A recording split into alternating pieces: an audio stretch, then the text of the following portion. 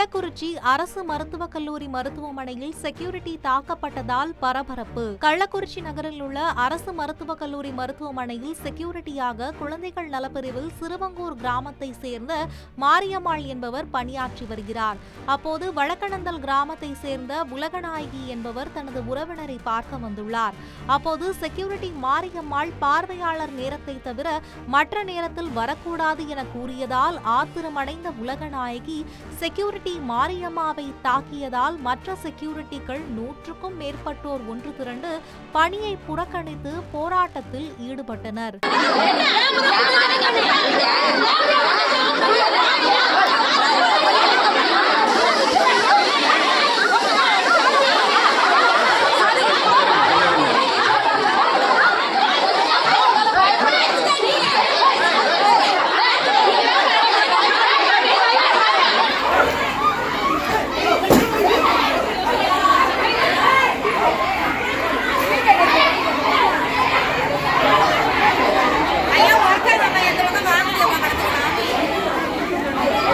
அதனைத் தொடர்ந்து உலகநாயகி அங்கிருந்து செல்லாமல் மீண்டும் மீண்டும் செக்யூரிட்டிகளிடம் சண்டையிட்டு வந்தார். செக்யூரிட்டிகள் அவரை தாக்க முற்பட்டனர்.